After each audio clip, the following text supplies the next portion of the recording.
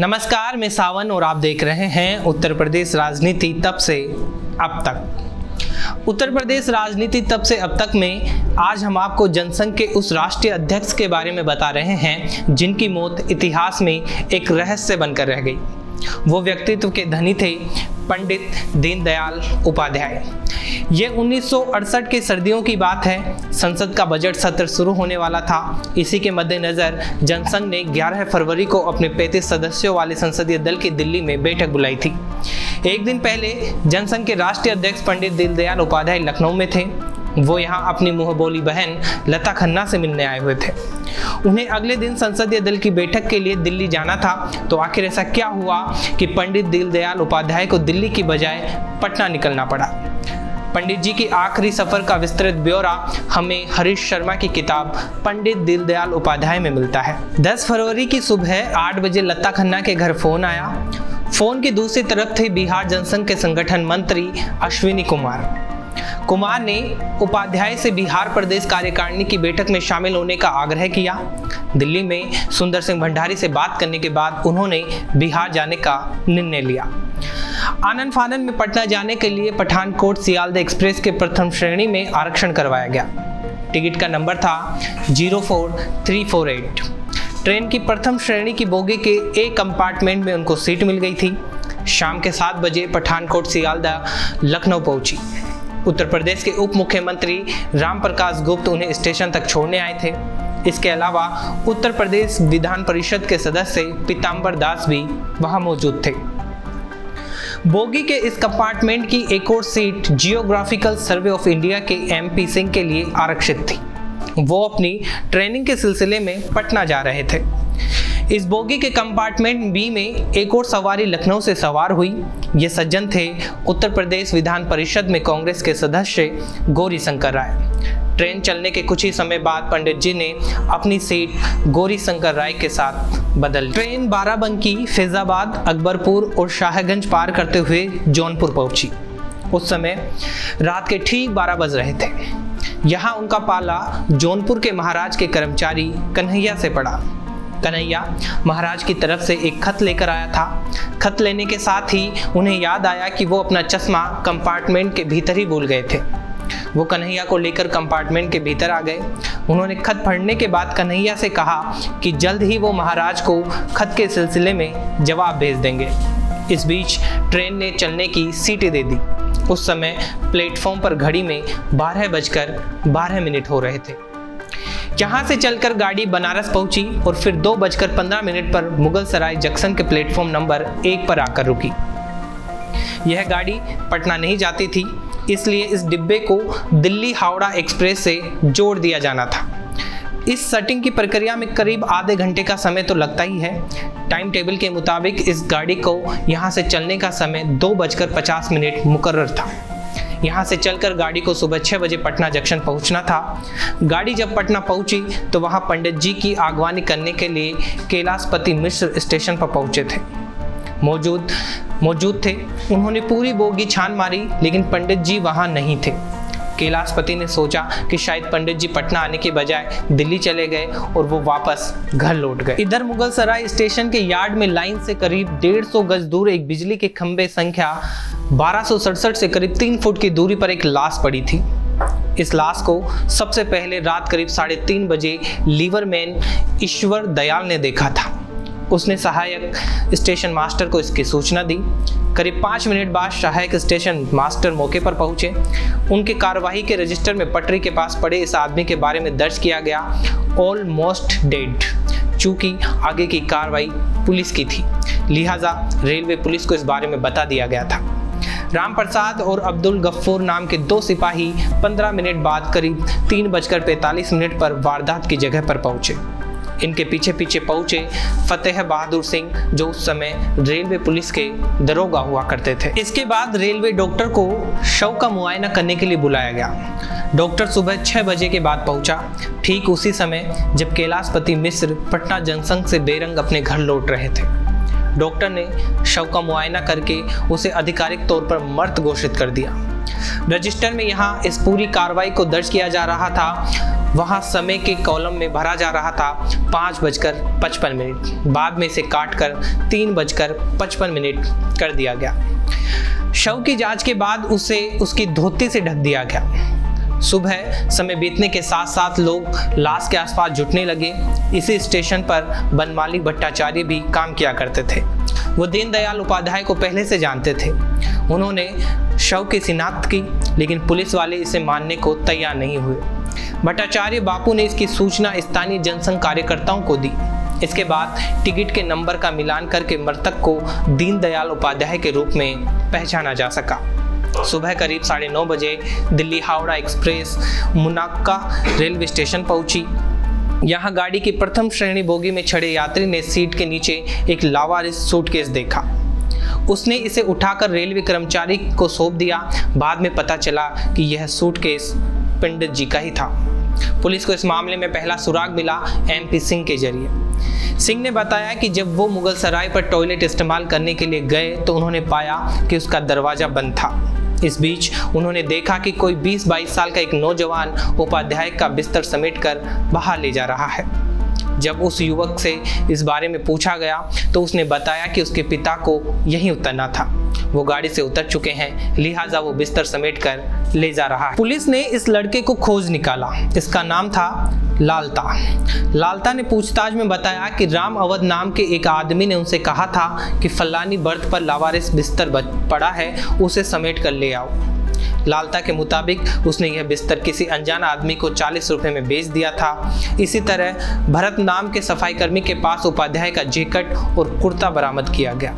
13 फरवरी 1968 को दिल्ली हावड़ा एक्सप्रेस की बोगी को रेलवे निरीक्षक सुबोध मुखर्जी की निगरानी में हावड़ा से तूफान एक्सप्रेस में जोड़कर मुगल सराय लाया गया। इस बोगी की जांच के लिए दिल्ली से 2 और कलकत्ता से 3 विशेषज्ञ बुलाए गए।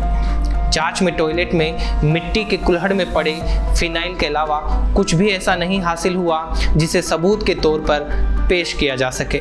मामला अब CBI को सौंप दिया गया। हालांकि बोगी के कंडक्टर ने बयान में बताया कि बोगी में सवार किसी मेजर शर्मा ने उसे बनारस आने पर उठा देने के लिए कहा था। जब वो बनारस आने पर उन्हें उठाने गया तो उसे रास्ते में उपाध्याय की सोल ओढ़े एक आदमी मिला। उसने बताया कि मेजर शर्मा उतर चुके हैं और डिब्बे में कोई नहीं है। पटना स्टेशन के सफाई कर्मी भोला का खुलासा भी कहानी के कई अलग पक्ष उजागर करता है। भोला ने पुलिस को बताया कि उसे एक आदमी ने बोगी साफ करने के लिए कहा। भोला ने ऐसा ही किया, लेकिन उसे निर्देश देने वाला आदमी बोगी में चढ़ा ही नहीं। इसके अलावा मुगल सराय स्टेशन पर काम करने वाले एक कुली ने पुलिस को दिए बयान में बताया कि उसे उस रात एक आदमी ने बोगी को याद में आधा घंटे खड़े रहने के लिए 400 रुपये देने का प्रस्ताव रखा था। इस जांच के बारे में CBI ने अपनी वेबसाइट पर जो तसल्लीफात दी है उसके मुताबिक CBI को 5 दिन के भीतर ही पहला सुराग मिल गया था। 2 सप्ताह के भीतर केस सुलझा लिया गया। CBI के पास सिर्फ 2 नाम थे जिनका किसी न किसी किस्म का संबंध इस केस के साथ जोड़ा जा सकता था, राम अवध और भरत लाल। दोनों को अभियुक्त बनाकर अदालत में पेश कर दिया गया। दयाल उपाध्याय की मौत का मुकदमा वाराणसी के विशेष जिला एवं सत्र न्यायालय में चला। घटना के करीब 1 साल 4 महीने बाद 9 जून 1969 को इस मामले में सेशन कोर्ट के जज मुरलीधर ने अपना फैसला सुनाया। इस फैसले में उन्होंने कहा कि CBI जांच के बावजूद कई सारी चीजें ऐसी हैं जिनके कारण स्पष्ट नहीं है। मसलन उपाध्याय की लाश के हाथ में बीचा हुआ एक 5 रुपए का नोट पाया गया था जिसका कोई कारण साफ नहीं हो पाया था। उनकी लाश यार्ड में बरामद हुई, जबकि लालता नाम के युवक ने जिस समय बिस्तर चुराए थे गाड़ी तब प्लेटफॉर्म पर खड़ी थी। हालांकि CBI ने दोनों आरोपियों के इकबालिया बयान कोर्ट में पेश किए थे। इन बयानों में उन्होंने स्वीकार किया था कि उन्होंने चोरी का विरोध कर रहे दीनदयाल उपाध्याय को चलती ट्रेन से नीचे फेंक दिया था, लेकिन सहयात्री MP सिंह के बयान में इस प्रकार की किसी भी घटना का जिक्र नहीं था। कोर्ट ने अपने निर्णय में कहा कि दोनों पक्ष ऐसा कोई साक्ष्य या बयान पेश नहीं कर पाए जिससे इस मामले में किसी न्यायपूर्ण निष्कर्ष पर पहुंचा जा सके। साक्ष्यों के अभाव में दोनों आरोपियों को हत्या के आरोप से बरी कर दिया गया। हालांकि भरत लाल, जो कि चोरी करने के आरोप में 1 से ज़्यादा दफ़ा जेल जा चुका था, उसे चोरी के इल्जाम में 4 साल की सजा दी गई। दीनदयाल उपाध्याय के मरने के बाद जनसंघ की कमान अटल बिहारी वाजपेयी के हाथ में आ गई थी। करीब 4 साल अध्यक्ष रहने के बाद उन्होंने पार्टी की कमान सौंपी अपने भरोसेमंद मित्र लालकृष्ण आडवाणी को। उस समय तक जनसंघ में खेमेबाजी काफी तेज हो गई थी। 1973 में कानपुर में जनसंघ का अधिवेशन हुआ। बलराज मधोक ने यहाँ एक नोट पेश किया। इस नोट में जनसंघ के आर्थिक दृष्टिकोण से उलट बातें कही गई थी। इसके अलावा जनसंघ पर आरएसएस के बढ़ते प्रभाव को लेकर भी नाराजगी जताई गई। लालकृष्ण आडवाणी उस समय जनसंघ के अध्यक्ष बन चुके थे। उन्होंने बलराज मधोक को अनुशासन तोड़ने के आरोप में पार्टी से बाहर का रास्ता दिखा दिया। जिस पार्टी का संविधान खुद मोदक ने लिखा था, वो पार्टी से बाहर निकलते ही बगावत पर उतर आए। उन्होंने दीनदयाल उपाध्याय की मौत को राजनीतिक हत्या बताया। उन्होंने इस कत्ल के लिए नानाजी देशमुख और अटल बिहारी वाजपेयी को जिम्मेदार ठहराया। हालांकि मधोक की निष्पक्षता सवालों के दायरे में है। वो इस हत्या के पीछे जनसंघ में चल रहे सत्ता संघर्ष को जिम्मेदार मानते हैं। 1967 के लोकसभा चुनाव में जनसंघ ने 9.4% वोट हासिल करके 35 सीटों पर अपना कब्जा जमाया था। वो सदन में कांग्रेस और स्वतंत्र पार्टी के बाद तीसरी बड़ी पार्टी थी। मधोक कहते हैं कि दीनदयाल उपाध्याय ने अटल बिहारी वाजपेयी और नाना देशमुख को पार्टी के अहम पदों से दूर रखा। इसके चलते नाना देशमुख ने उपाध्याय की हत्या भाड़े के हत्यारों से करवा दी। मधोक ने यह सब खुलासे अपनी आत्मकथा जिंदगी का सफर के तीसरे खंड में किए हैं। वो कहते हैं कि 77 की जनता पार्टी सरकार के दौर में मुंबई नॉर्थ ईस्ट से जनता पार्टी के टिकट पर चुनकर आए सुब्रमण्यम स्वामी ने तत्कालीन गृह मंत्री चौधरी चरण सिंह से इसकी जांच की मांग की थी। मोरारजी मंत्रिमंडल में उस समय विदेश मंत्री अटल बिहारी वाजपेयी ने यह जांच रुकवा दी थी। यह कमाल की बात है कि जिस नानाजी देशमुख पर मधोक हत्या का इल्जाम लगा रहे थे, वो किसी दौर में इसे राजनीतिक हत्या बता रहे थे। 25 मार्च 1968 को नागपुर से नानाजी देशमुख ने पंडित दीनदयाल उपाध्याय की मौत को राजनीतिक हत्या करार दिया था। उस समय देशमुख का कहना था कि उपाध्याय के पास कुछ गोपनीय दस्तावेज थे, उन्हें हासिल करने के लिए किसी ने उनकी हत्या करवाई है। इस केस में गिरफ्तार किए गए दोनों चोर इस हत्या को अंजाम नहीं दे सकते।